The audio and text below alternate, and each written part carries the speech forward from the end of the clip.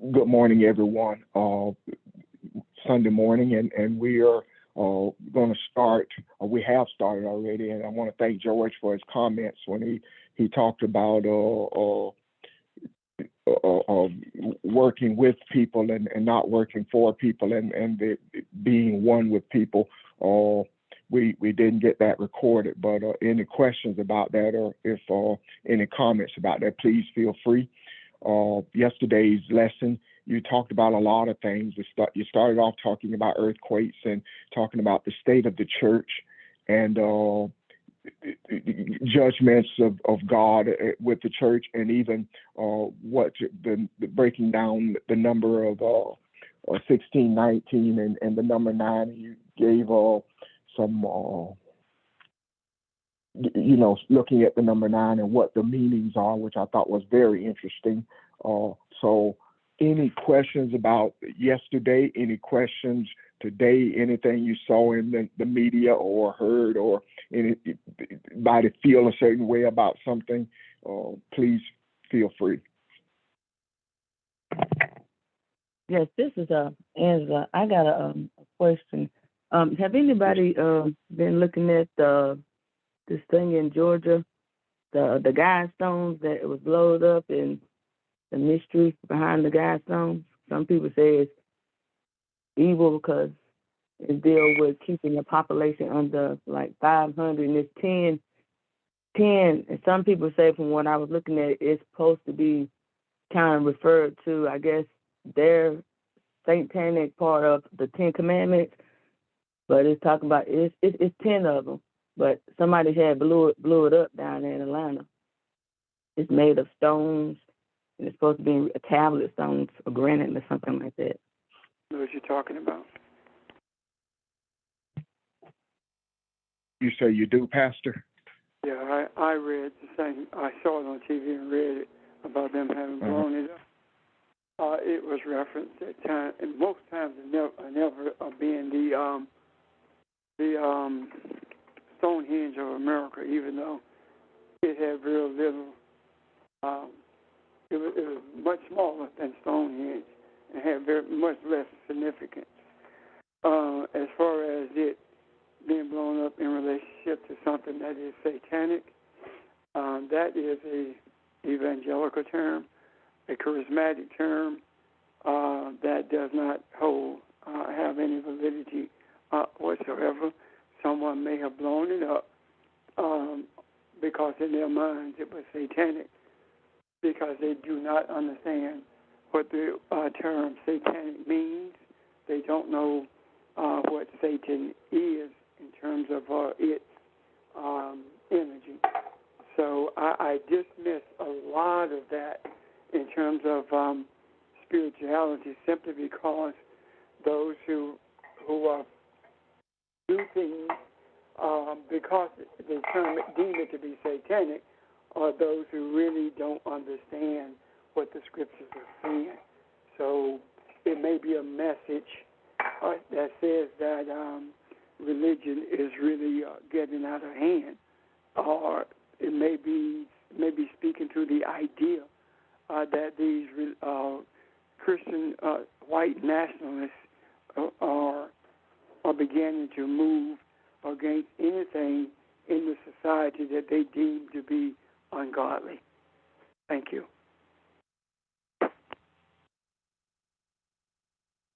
I agree with that, Rev.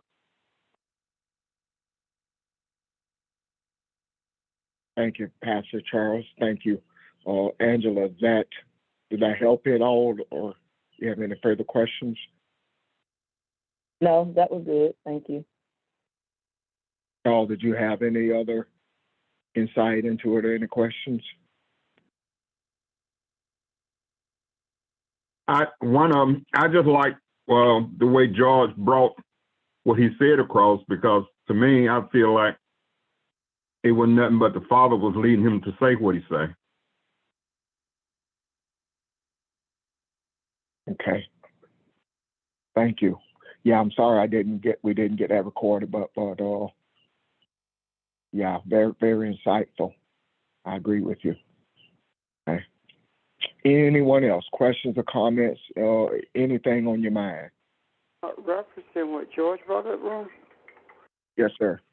I can see that as from the perspective of understanding that either you are a servant or you are a slave.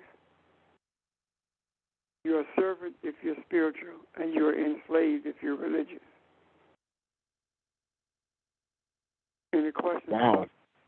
Yeah, can you open that up a little bit more, please, sir? If you are spiritual, you're a servant, because your single purpose is for the benefit of humanity, knowing its creator and knowing that it is the image and likeness of its creator, and understanding the necessity and treating everyone with a mentality of divinity, and approaching everyone with the mentality of divinity. If you are religious, you're a slave, because you are in servitude to whatever comes across the pulpit, whether you like it or not, whether it's right or wrong. You are forced to receive it or leave.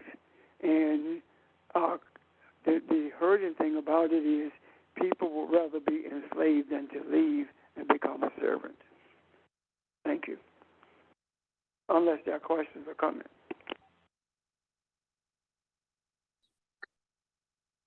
Can it be because people don't want to think for themselves? They don't want to be accountable to themselves or for themselves. And they don't want responsibility. When you're working with someone, there is responsibility. When you're working for someone, there isn't any other than the responsibility that you're told you have. Example: if I'm working for Faith Ministries, then I do what Faith Ministries tell me to do, and I cannot go beyond that without being chastised, especially if I mess up. If I'm working with Faith Ministries, then regardless of the road that we travel, I have the opportunity to go further, meaning that just now, if you had asked me a question from a religious setting about what I said, and I went beyond what you believe it ought to be, then you would stop me. However, if I am working with you, then you want to hear what I have to say. If I'm wrong, you will correct me. If you don't understand it, you will raise questions about it. If you see further than I do, then you will add to it. That's working with. That makes sense. Yes, it makes sense, because that's what we do now. We add to whatever's been said, and we give more. How you give more credence to it. I guess I'm saying it right. More feedback. Like more feedback. Yep.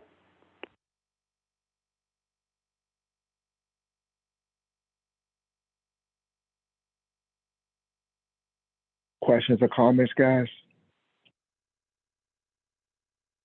Well, Ron and Reverend Richard, thank you for saying what you said, because on yesterday when I was in the parking lot at Walmart, that's the same thing that I said. When you are a servant for humanity, when you're doing right by humanity or doing good for humanity, you're a servant. When you follow the religious belief, you're a slave. And one of the aspects of working with people, I work with Robbie and Mr. Charles on a couple of projects. And the perk that comes with it is I don't have to use a lot of energy. And I ain't got to think as much. So that's just an advantage of when you work with people, you can reserve and preserve energy that when you will need to use some energy. So there's a lot of things out here that turn us into a slave. A happy wife is a happy life. Somebody gonna be a slave because the energy behind it is not good. some people can interpret that. George, I disagree with you on that part. Because that's kind of where I want to go a little bit today. And I understand what you're saying, but that understanding of it is not seeing the full concept of what that means. So I like to go there. That's not what that's supposed to be anyway. That you become a slave. The oneness and the uniqueness of that is something very powerful and spiritual in my estimation. So if we get there today, hopefully bring a little clarity to that for you. But you're not supposed to feel that way at all. If you follow that concept. I'm sorry, Pastor, I interrupted you. Go ahead. I was going the same way you were, in that a happy wife means a happy life. That goes both ways, because all it's saying is that if she's happy, everybody in the house is happy. That's all it's saying. And it's making sure that this isn't it's a proverb, actually, that speaks to continuity within the family structure. And it does not speak only to the male keeping things in the house balanced. It speaks to everyone, because if the energy in the house usually is out of whack when there is no understanding between the male and the female, the mom and the daddy, if those both are in the house. When there is balance between those two, then things are peaceful. But anytime that anyone feels like they have to be a slave in order to keep peace, then they need to leave, because there is no love there. Love is something that binds you together to the extent that you have a desire. As my sister says, Laverne says, have a desire to do what it takes to make you happy. And that doesn't mean foodie stuff either. It means within the bounds of humanity. Does that make sense? Yes, it does. George, I apologize to you. I didn't mean to, because I didn't want you to go out there with that one, though. But do you have any further enlightenment you want to? Because the original statement is full of wisdom, and I appreciate it. We good, boss. Okay. And anyone else?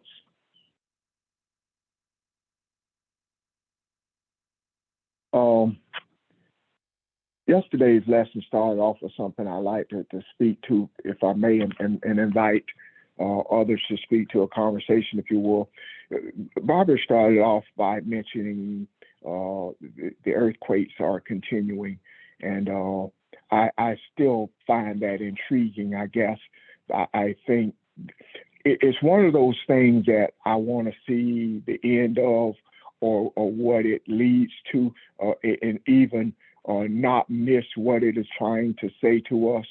And I saw something yesterday in part of the discussion when you guys got to talking about the number 9, and Sheldon made a statement. I don't know if Sheldon's on the line today, but he talked about renewal, the order of renewing, and returning to the state of righteousness. And renewal captures the concept of beginning and setting everything in order that is chaotic. And that kind of caught my attention, going back to beginning. So we look at the quakes, and to me, and we've talked about this, and I'm not saying anything different. I'm trying to add on to what we've already said, because when you look at earth or ground, you're talking about the consciousness that is in the earth, that the principles that we live by, the things that we all see and agree upon those ethical values that kind of guide or govern us in our daily walk. So those things are being quakened. Those things are being shaken. And on the one ground, they are the violence of it is those principles from the very beginning. Because I was talking to Pastor this morning, and we were talking about the 1619 Project. He told me something that I was not aware of. The first slaves that hit the American shores actually took place in 1520 in the state of South Carolina. And that, to me, this kind of reinforces where I was going with this. So, to me, on the one part, the quakes are the energy of those values, those being shaken, those values that govern the earth. And the reason why I say to govern the earth, because you guys talked yesterday about the Declaration of Independence, and you mentioned Thomas Jefferson. A lot of those writers or people that created that document came from the South. So those same values of the slaveholder. So that is represented by South Carolina. On the other side of that, though, you have us. You have the pursuers of truth. And a lot of people on this line, whether you live here or not, a lot of you still have ties here. So South Carolina is the spiritual center for that walk into the age of Aquarius, if you will, versus walking away from that of all selfishness and greed. So part of that earthquake is the violence of the energy that's coming to a halt that is fighting that. And the other part of it is the energy, the beautiful energy that is not violent, that is coming from those who are whispering in change, those who are talking about love and compassion and bringing that. So the quakes anymore, I love observing them and looking at the magnitude of them and what they at least I hope we're getting the essence of what they represent. And I just enjoy talking about them and observing them. I also like the fact that the media is not paying a lot of attention to this as well, because a lot of people see this as something that is insignificant. But any thoughts or questions about that?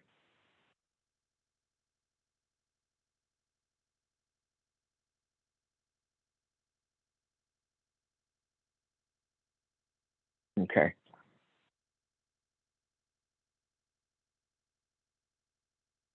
That leads me then to something else that I wanted to discuss, and I hope we get a discussion out of this. I want to talk about a statement that Creflo Dollar made here recently. I don't know if it was last week or when he actually made the statement. But for those of you who may not have heard his statement, Creflo Dollar is a minister. He is a black minister. He's a prominent minister. He's been out there for a while. I put him probably as far as some of the more popular black ministers, he and T.D. Jakes. And this is probably, this is a statement that he had to make, or Jakes, or it loses its significance. So he made the statement, he apologized to his congregation for preaching tithing for all these years. Because what he was saying is tithing comes under the law. And since we're no longer under the law, we should not be required to tithe. Now, the thing that got my attention about that stood out so much is who it was from. If you have followed Creflo Dollar any over the years, you know that he's always been a friend to money. He's always been about the dollar. So, and I'm trying to be kind. I don't want to say anything negative about him, because the expectation of him not knowing truth in the scriptures is no different than any of the rest of them. They're going by what they know and doing what they know to do. And his version of prosperity and blessings have always been materialistic. So, but coming from him, that spoke volumes to me, because I said to myself when I heard it, there's a message in here. There's coming from this particular preacher, that's very significant. So the more I thought about it, the more something made sense to me. I think that message is one of confusion. I think it is one of not knowing what the scriptures mean. And it identifies for us the state of the church, the state and the mind of the church. And what bit of confusion is being put out there all the time. What he said, to my estimation, this is my opinion, is orchestrated by God. I think there's something spiritually happening here. I think it is one of confusion, and I think it had to be said. I think those words of confusion is the thread of unraveling religion. Have you ever been wearing a sweater and see a thread loose on it and try to pull it and break it free, and it starts to unravel and you know you've made a mistake? I think that's what has taken place here.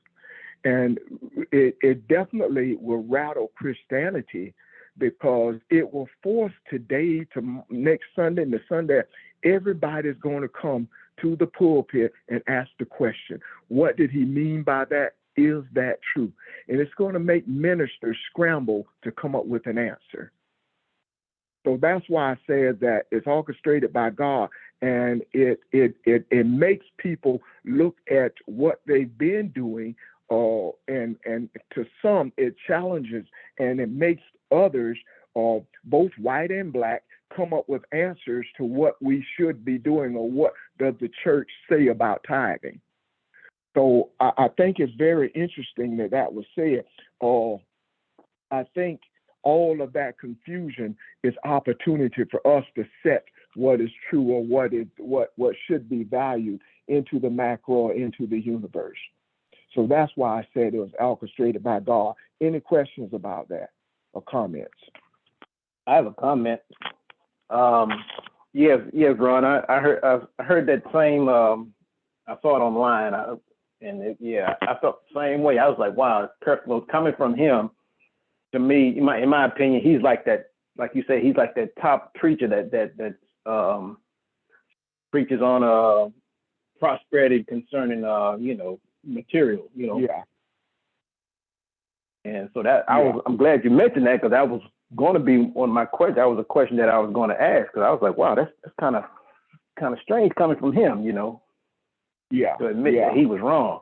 So I was like, that's something big. That says a lot. But I remember when Pastor said it. I know, Pastor, you probably said this, I don't know, 3-4 years ago, maybe you might have said it longer than that, when you had mentioned about the church is going to, I can't recall what you said, but when you talk about religion and the church is going to fall, or something to that nature, and being that he's the one that said that, that's a big step. To me, that's a big step, and admitting that he was wrong. Yeah, I've heard him preach plenty of times. He used to come on TV a lot, and I would just listen to what he had to say, and he was always talking about prosperity and having money, and he was the one that was wanting the church to buy him a new private jet to fly around, so. Yeah. The thing that underpins the church, foundation of the church, the black church, it's not always been, but it has become the same foundation as is the evangelical church, and that's money. The foundation of the church is money, and when the money falls into question, the foundation begins to crumble, and what's built on it cannot stand anymore. Cry for a dollar. Creflo has always been out front with that because of his mentor and his Kenneth Copeland. And when he talked about tithing, he did not touch the gifts that he asked for. He did not touch the free will offerings that he asked for. And when ministers ask for that, they have a way of making people feel guilty if they don't participate. My whole question with him would be, are you going to return their money since you said you were wrong? Means that if you believe that you were wrong in the way you got their money, then are you saying essentially that you unknowingly stole it? And if you unknowingly did that, then how do you make recompense for having done that? The other thing is, what is the recompense or what is the admission for requiring or requesting them to get your $64 million jet? There are so many variables there. Another one is, if you say that the Lord does not pertain to us, then why do you continuously, well, not him personally, but why is it that those who believe that we're not under the law continue to persecute homosexuals if we're not under the law? Why you keep doing that? When he said that the reason we're not under the law is because Jesus came to fulfill the law, the question quickly becomes, what does it mean to fulfill the law? Does it mean we don't do what the law says? Now, as far as his references to tithing, I do not view Leviticus as being legitimate law at all. The legitimate law that I see and believe and hold dear to are the 10 utterances. And as far as tithing is concerned, if that is taken away, then everything that was given to Israel is taken away as well, because the scripture says that the tithe was given to the Levites as an inheritance, and an inheritance is a continuous thing, and it was because the Levite, the priest, could not inherit the land or the fruits of the land. Their primary responsibility was to keep people aware of who they are in relationship to the Creator, and to go to the Creator on behalf of the people in order to keep harmony in the forefront of everything within their family structures and their community structures. Thank you.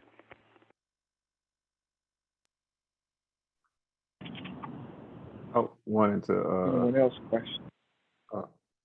I wanted to. I'm sorry, go ahead. Oh, no worries, no problem. I wanted to elaborate on that unraveling that you mentioned, Ron, and as Pastor Richard mentioned, all these questions that now arise for those church members, those in religious settings, and it also relates to renewal. What that has done on a much wider scale with him coming out and actually saying that is now, with that admission of being wrong and misleading, now all of those people are now faced with, no matter what they choose, how they choose to go forward, they now have to question what it is that they're being taught. And for this person who they've held up in on a pedestal is being essentially perfect, or the person who is the guide, the leader who I should follow without any questions whatsoever. And as Pastor Richard mentioned earlier about people being, or how the religious setting works, where people essentially blindly give their faith, they follow, and in a sense they're under control. This shakes the foundation of that. And as Pastor Richard was just elaborate a little bit on that when he mentioned it, all of us, we already know that, I don't want to say the objective, but we at least understand that God is within, or that we want to put it in simpler terms, we want to have an extremely close relationship with God. Now, the matter of us actually being God is another matter, but just taking that simple concept, we want to be close as possible with God. I don't think anyone would disagree with that. What religion has done is it has said in order to do that, you must do that through that pastor. And the pastor uses manipulation or control to make himself the closest you can get to God.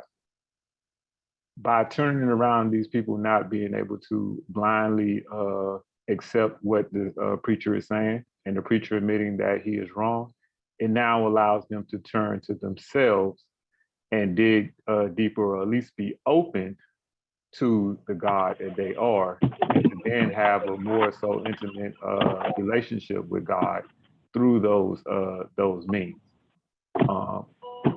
Going back to renewal, one thing I mentioned yesterday, renewal is the equivalent, if you want to look at it in the sense of being brand new. If you think about buying a car, buying a product, buying anything, when you get it brand new, it is or can be looked at as being in its best condition. It's being to its full potential in a sense.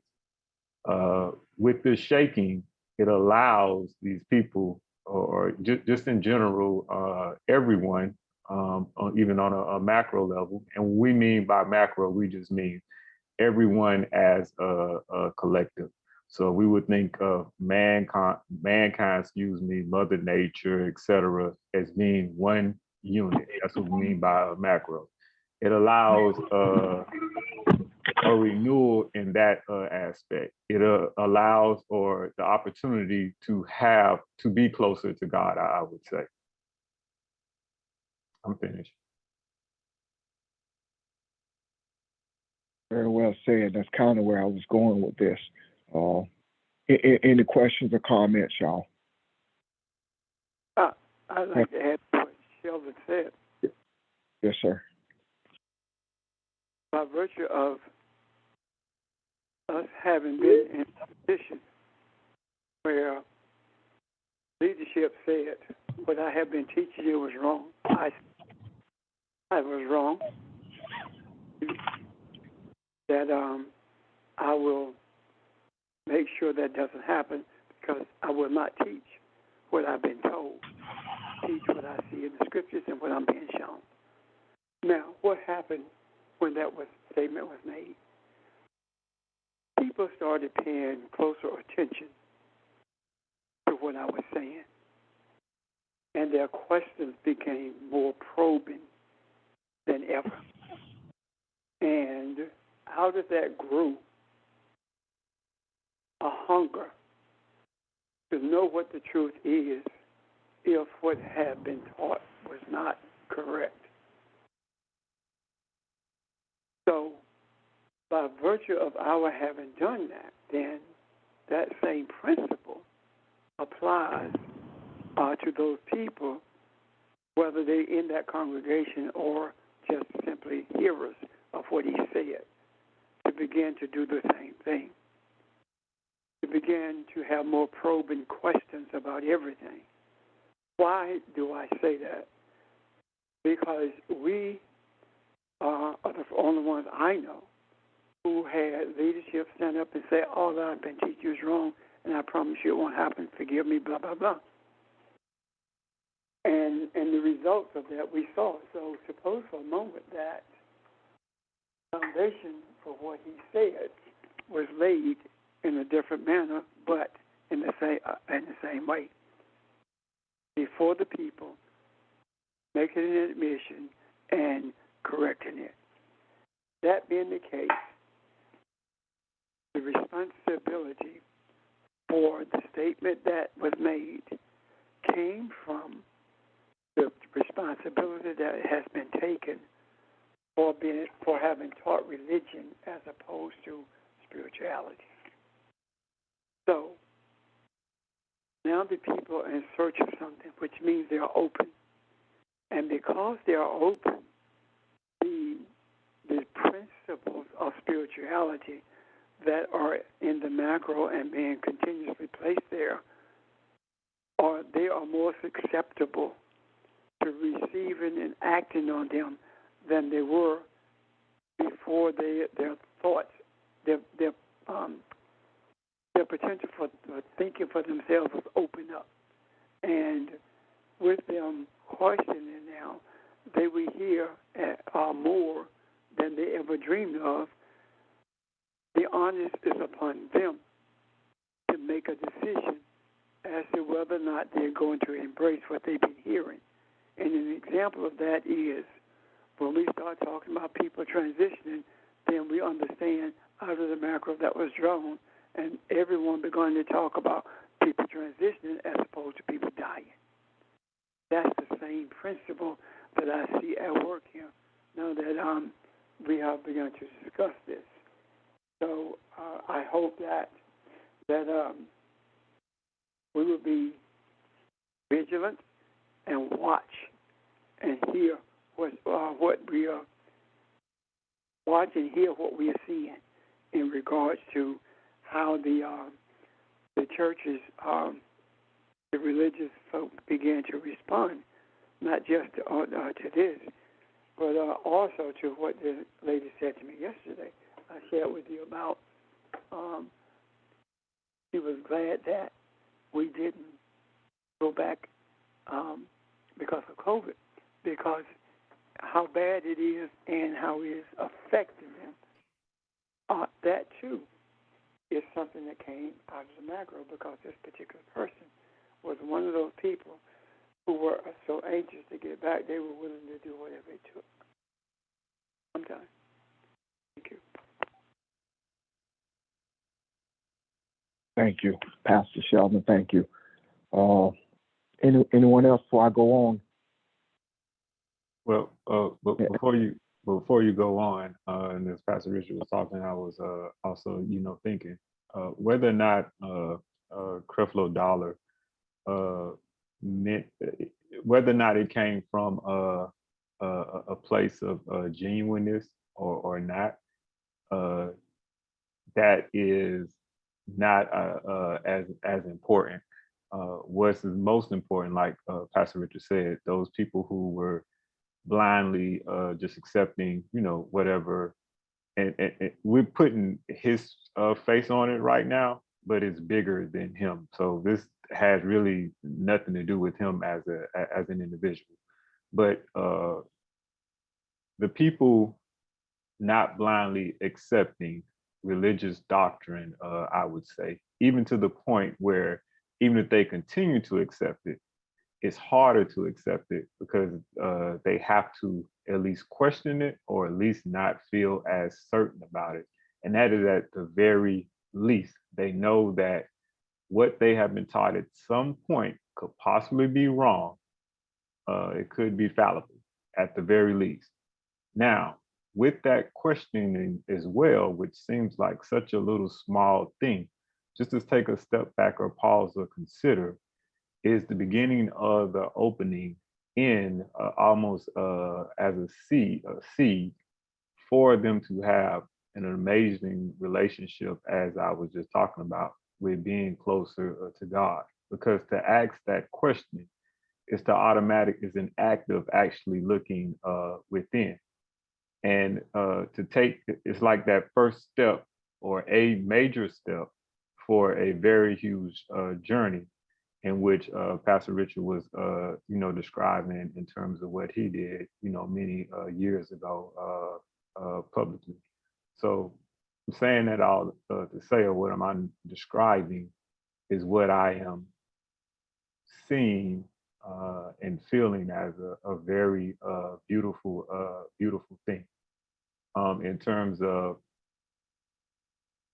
the direction that these people were in, they have the opportunity to have something so much more enriching.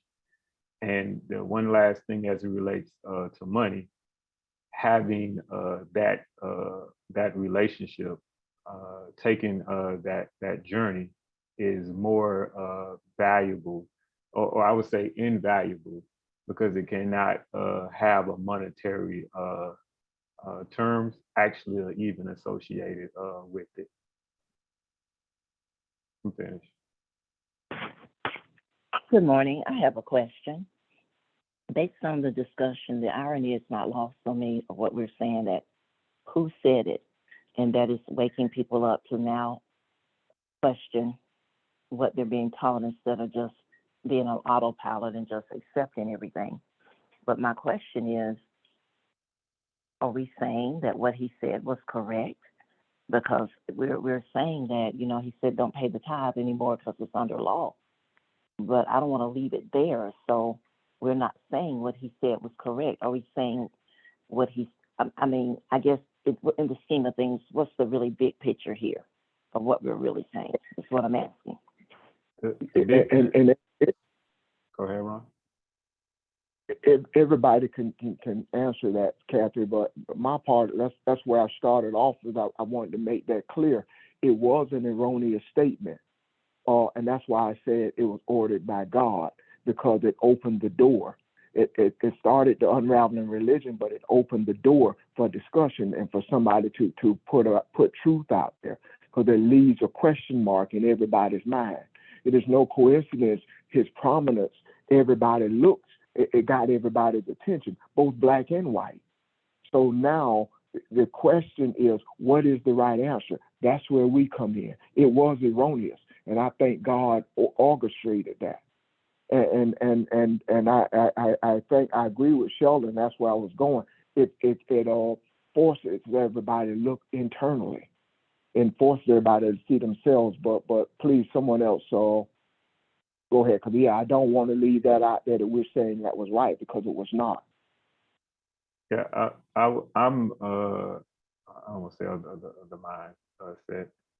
I see how him saying that, and we mentioned a few weeks ago talking about righteousness, whereas in the people just automatically being given the law or being told what is righteous, they now have turned around to find that righteousness within themselves and to know what that is. And I give the example in terms of their moral compass. The idea of having a law, for example, that says that I shouldn't murder someone, or the threat of if I murder someone, I, go to jail, death row, execution, whatever, etc. That's not what deters me from actually, in a sense, committing that crime. There doesn't need to be any guidepost from outside of me that tells me that comes from within myself. And no matter what outward punishment would be for such a thing, I'm not able to do it.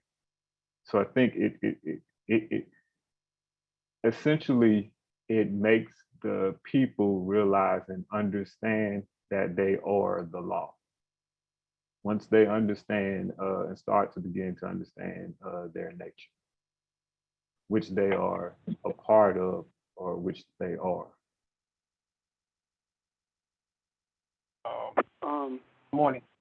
Hey. Sorry, go ahead. Go ahead. Well, Pastor, Richard, I just wanted to kind of respond to what Sheldon just mentioned. And I think that when we talk about, the 10 utterances, as you mentioned early as being, a very important, point to have some understanding of. But if we look at it in terms of how, we were taught the Ten Commandments and looking at it from the perspective of its origin, we know that the Jews or the Ten Commandments was basically coming from the original 42 laws of Ma'at. But in those 10 utterances, there's 6 that was basically taken from our history, but at the same time, again, how they use it to say, thou shalt not kill. And when they say thou, they're talking about it, or in terms of me understanding, is that that's what, we should not do, but yet and still we can. So when I hear Sheldon talks about, I shall not kill, I think in our teachings from the origins of our ancestors is to be able to say, I will not kill. But at the same time, they tell, or it is said to us that we should not kill, but then they do. So I just wanted to get some clarity in terms of that teachings from a standpoint of how they use the terminology of the Bible in terms of the thous, but yet and still our ancestors was saying that that's something that our intuition, that we know that is wrong to kill. But at the same time, I just wanted to share those thoughts because I just wanted to make sure, we can, or Pastor, you might can expound upon how they use the scriptures for their good. But at the same time, again, we need to have a better understanding of the actual truth of the teachings in terms of how we understand it today. I don't know if that resonates, but I just wanted you to expound upon that in terms of the thous versus how we should look at it. Okay. Excuse me. Sheldon made a statement that whether or not it is written, he knows that that's something he should not do, which means that the thou shalt not were placed there for those who felt like they could do whatever they wanted to do.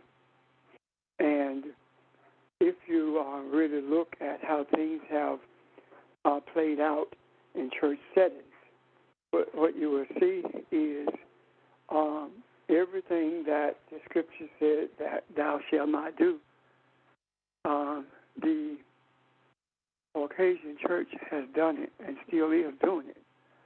So the thou shalt nots had no bearing on them. The only time that they brought them into play is when it came to us. So the laws, the 10 utterances were used in a manner, were used to keep enslaved people in check and in fear of going to a place called hell if they did not obey those commandments. Yet, those who were forcing those beliefs upon the enslaved and people of color are the ones who were breaking every single one of the utterances. The other thing is this. Tithing is not the law anyway. You don't find anything about tithing in the 10 Commandments. Tithing is the gift. The Creator says that the tithe belongs to me, and I give it to the Levites for an inheritance. So to say that we are no longer under the law, regardless of how erroneous or how correctly you describe what it means not to be under the law, it does not. It does not cover tithing. Tithing is something that will never be changed because of it being an inheritance. And if you think about it, the way that the slaveholder kept poor white people in check is because they told them that you are following slave leadership, and I use that word because I don't want to say what they used. But you have to remember, you are not a slave, and slavery is an inheritance. They will always be slaves, and you will never be one. that was part of the thing that kept white people from joining black folk in terms of a revolt in eastern Virginia during the period when the Constitution and the Declaration of Independence were being structured. So those things that are covered by the law, we have to be careful about them and understand that simply because someone says it's under the law, it does not make it true. Because when we look at those 10 others, it's not there. However, when we look in Numbers, I think it is, and we see the gifts that were given by our Creator to the, and I use this word loosely, various tribes of Israel, where all the thing he was saying is this, that humanity is going to prosper from the land. Those who are following me, those who guide their lives by virtue of what I have shown them, will prosper from the land. And those who keep them abreast of their spiritual nature, their spiritual essence, and their spiritual responsibilities will not have an inheritance from the land.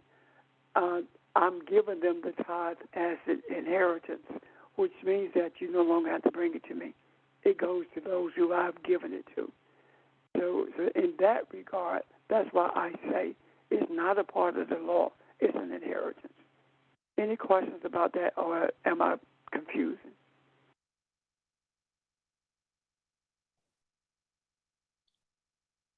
Comments?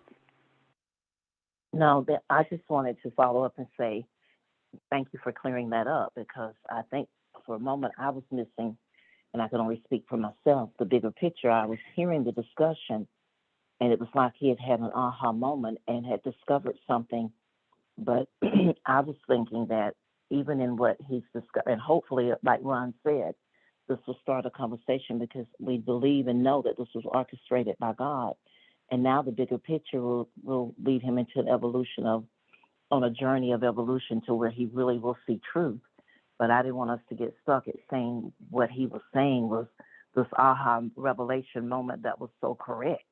Yeah. And I needed clarity on that. So yes, what you said cleared it up for me. Thank you. I have a question or a comment. Can y'all hear me? Yeah. Yes, we can hear you. Okay. When I think back to Abraham and Melchizedek, so what Abraham did in terms of giving a tenth, that came before the law came into existence. But and I agree with you, Pastor, that it was a gift, because Melchizedek was able to help Abraham see who he was and what he was meant to do and be. And because of that revelation, Abraham just felt called to do that, to give that tenth.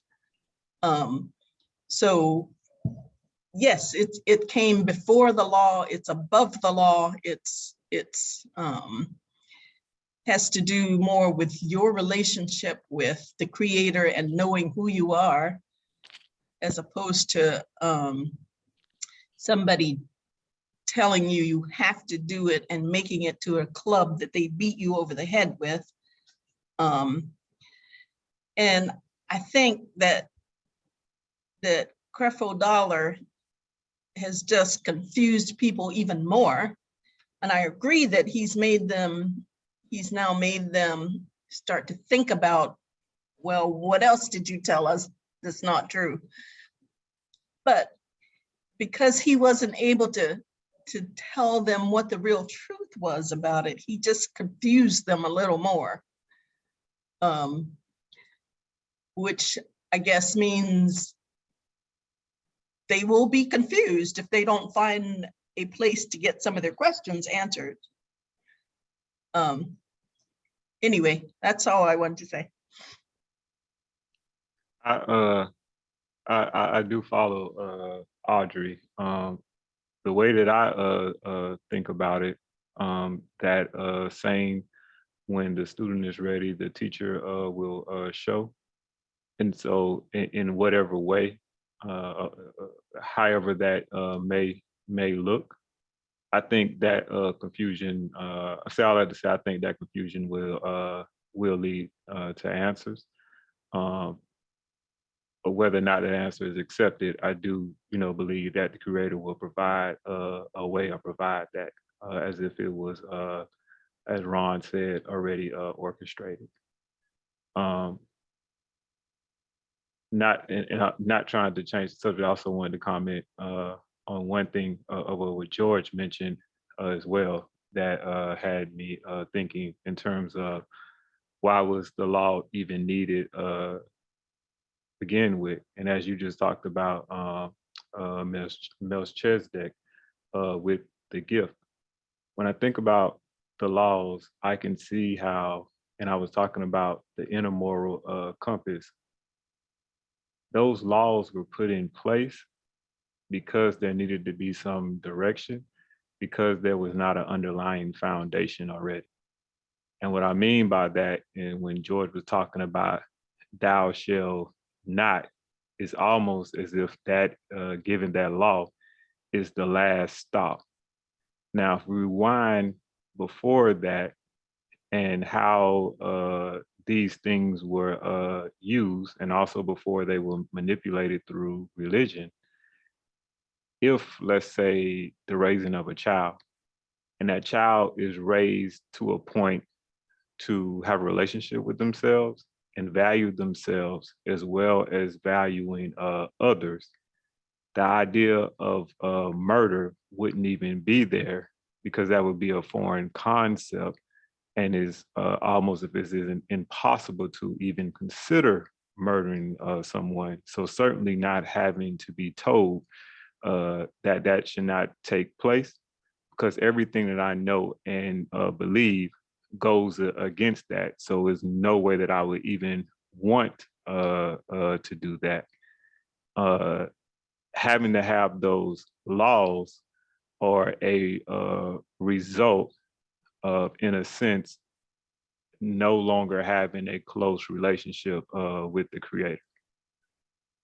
I just wanted to make that point as well. I want to interject something here. We're talking about being orchestrated by God, being orchestrated by Elohim. We're talking about the Creator bringing these concepts to the forefront. Do we not know that the orchestrators, being orchestrated by God means that we are the orchestrators of it all? Our desires have orchestrated every bit of this. It's no different than the revelations that were brought to the forefront by the actions of Donald Trump. That same energy, those same desires, brought to the forefront this statement or these statements or sermons or messages that Curry Flow is dealing with it right now. Let's not cut ourselves short. We are who we are, and being the image and likeness of our Creator. Everything that was brought into existence was brought into existence by thought, by desire.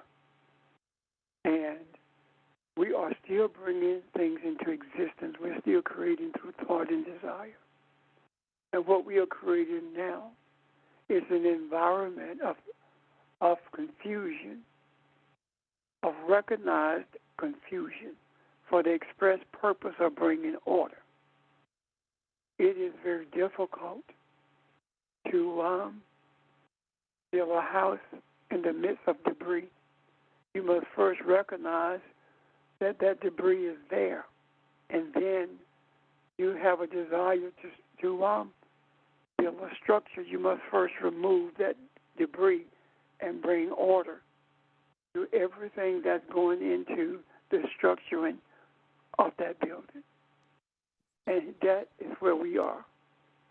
The chaos that is being created is cracking the foundation of the church, as we spoke about earlier. And the crumbling of that institution result in a pile of debris. And that debris must be removed in order for us to be the orchestrators of truth in the lives of those who are genuinely searching for truth. I hope that makes sense to you guys. Thank you. It makes a lot of sense. Let's use some even stronger words to add to that sense of chaos, demolition, wrecking ball, etc., tearing down of the structure. And a lot of times we see all of that destruction and look at it as being terrible or bad because there's been a huge shift. But within that, all of that debris from the demolition and the wrecking ball and everything like that, a lot, the more of the tearing down in a sense, the more of the opportunity to build something great. So I just wanted to definitely paint that picture, because we definitely see a lot of chaos often, and I don't want us to be stuck on that chaos of just seeing that that what is perceived to be as chaos just being associated with something that is bad. Absolutely. Thank you, sir. But I don't want us to forget that we are Elohim, the orchestrators of everything in this earth. We don't have to see what's coming in order to desire change. And desire is what gives us the impotence to that gives us desire is what gives us the power to dominate the earth. And there is no way that the earth can possibly be dominated continuously by anyone who's not in the image and likeness of the Creator without the earth having been destroyed. So whenever we talk about God orchestrating something, even though we may say it like that, that's fine, as long as we know in our heart of hearts we are talking about our desires. We are the dominators of this earth, and everything that's been exposed, everything that's been corrected, emanates from us and our desires. Thank you. Therefore, we are the repairers of the breach, the restorer of paths that people can dwell in. Absolutely. Couldn't have said it better. Absolutely. I have a question. So, did it have to be an African to make that statement that Creflo made? It has to be an African to have a desire for change before change can take place. And the reason I say that, I think I mentioned portions of it yesterday, that if every human, every personage in this earth emanated from the womb of Africa, then what does that mean? What does that say? If the most spiritual people on earth are African, what does that say when it comes to being the repairers of the breach? What does that mean when we talk about bringing order to the earth? It means that no one else can bring order to the earth without the African being at the forefront. Because every other group of people on this earth does not or have lost their sense of spirituality. Their spiritual direction is non-existent or barely existent. Every group on the face of this earth despises despises the African, not individuals, not talking about that, but culturally despises the African. It does not matter whether it is a Japanese or Chinese. They rather their child intermarry with a Caucasian than an African. Yet, without the African, there would be no humans on the earth, period. So, we were brought into this place of servitude, enslavement, in the midst of the worst type of barbarians to ever people the earth. We were submitted to the greatest atrocities known to man. We were subjugated to rape and murder, and as Richard brought our memory to nigger knocking, brains being beaten out, people being doused in fuel and burned to death in the midst of their families, babies being cut from the mother's womb and left hanging with the umbilical cord while the mother was being hung, and the baby stomped to death on the ground when that cord was severed. All of these atrocities and those that I can't even think of at the moment, we have been subjected to, yet we refuse to die. The reason we refuse to die is not simply because we said we were not going to die. We refuse to die because we can't die. Our death means the earth dies as well. Our life means that the earth breathes. We are the life of this earth. We are the breath of humanity.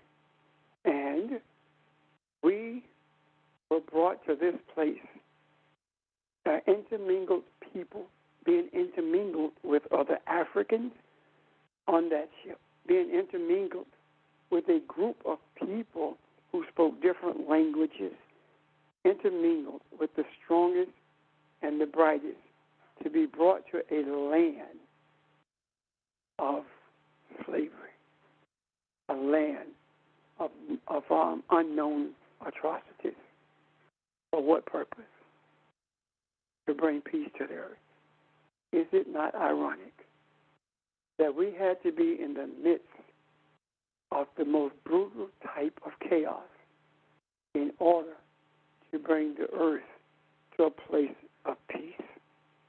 So, Evan, my response to your question is this.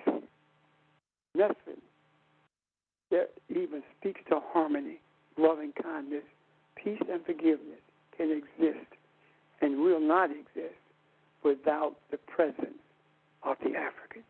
Does that help you or answer your question? Any comments? Yes, sir. Any questions? Yes, thank you. Welcome.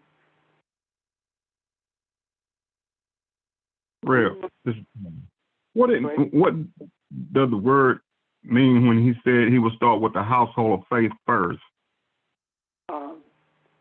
It says that when it speaks about everything that can be shaken will be shaken, it would begin at the household of faith is in the midst of those people who have abrogated their responsibility, ignored the law, ignored their divinity, and created a type of faith that does not exist scripturally. I don't live by faith, Charles. I live by knowing. I don't live by hope. I live by knowing. I know. When you know, you don't have to have confidence. Because if you have to have confidence, that means that there is an opportunity for you not to have confidence. However, when you know what you know and who you know, you don't need confidence. Because when you know it, there is no changing. When you know it, there's nothing to go back to. When you know it, there's nothing to have confidence in. you look in the mirror and you know who you see, you don't have to be confident in that, because no matter what anyone tells you about that picture in the mirror, that reflection in that mirror, can stand behind you and tell you all day long it's not you, but you know it is. So you don't have to have confidence. You don't have to trust to know who you are. You can just look and see. Does that make sense? Yes, sir. It does. Thank you. Welcome, sir. And Pastor, on the heels of what Charles just said, and I'm not looking at that scripture, but does it not say that judgment begins with the household of faith?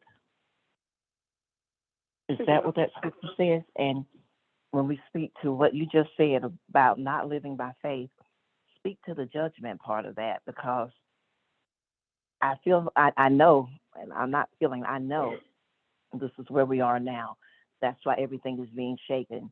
And I wanted you to just address the judgment part of that too, because it's starting in the household of faith. And so would you add to that, please?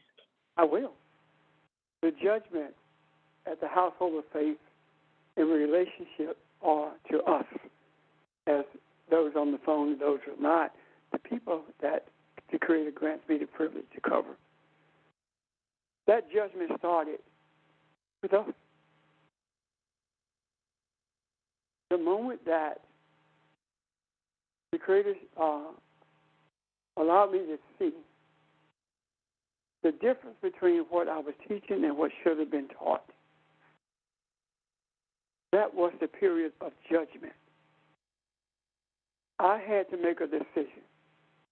As I was being judged by what I was teaching, I had to make a decision whether or not it was going to be corrected. And in correcting it, that judgment found me desirous of truth. That same judgment came to someone who approached me and asked me, how could I do that? Tell you guys that I was wrong, but I wouldn't do it anymore. And they said to me, I can't stand there and tell my people that. They were at that moment being judged. And that judgment started the shaking of the foundations of what they covered. And in doing so, as we begun to see structurally who we are, and when we accepted the foundation of our existence being the essence of Elohim in this earth, and understanding that that essence did not start in the scriptures, it existed before the scriptures because of our having come from the African womb. When we were going to look at the scriptures and see them in relationship to our history, and understand and begin to understand that our history and the scriptures are so intertwined, they cannot be separated.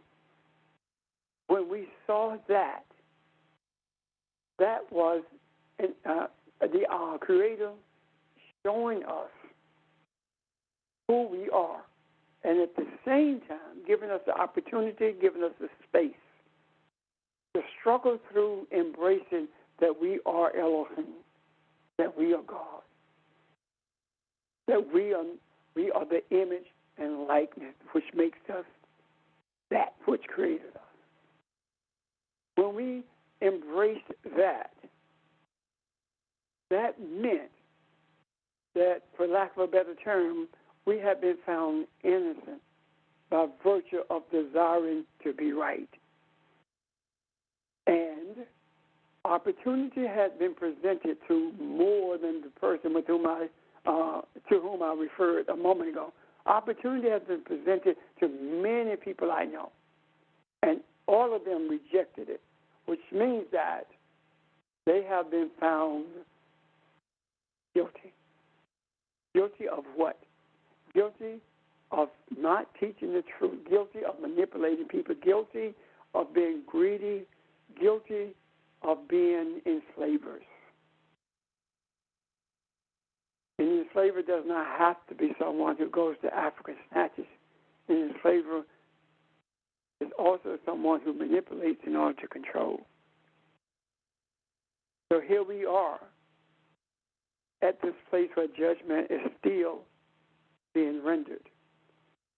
And the presence, the continuous presence of judgment is what we are seeing when we see a continuous shaking of the foundation, not only religion, but everything that's connected to it, inclusive of the energy and attitude of what transpired in 1520 in South Carolina when those enslaved people were brought by the Spaniards up the Petee River, and they rebelled, and then no one heard from them after the rebellion.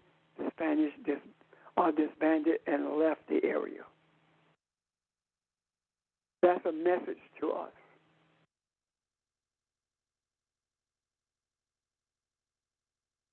And the violent takes it by force. It doesn't mean you're killing people. It's a violent struggle spiritually to either hold on to the truth or relinquish it. That battle in the Petee region spoke volumes. It has given us the energy. It has given us this historical foundation to reach beyond the shores of South Carolina, reach beyond the borders of South Carolina into the other places where people are treated the way we were as a result of our area, our environment being an environment that taught brutality and hatred. Reach into the hearts and minds of those who codified this hellacious system of servitude, understanding that with this, if we were to understand what the truth is and still hold hatred in our hearts towards those who are perpetuators of this racist system of enslavement, then we would be judged in the same manner as those who are rejecting the truth. Why? Because the truth also entails loving your enemy, loving those who hate you, embracing the reality of their ignorance so that we can bring life and balance to them as well, helping them to see that as we are the structured image and likeness of the Creator, so are they. The difference being that we are the ones who are to bring that insight to the rest of humanity, because that those who were created in the image are the dominators of this earth. Yet we have at some point abdicated that responsibility, and this is the result of it. I hope that helps you, Kathy, and others. Yes, it does. Thank you. Yes, ma'am.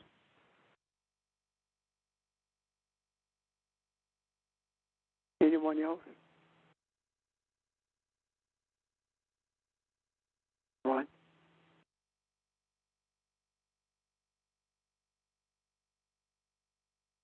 Questions or comments, y'all?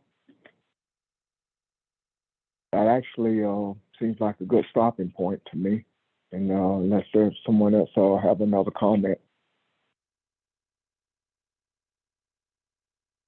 Okay. Well, thank you all.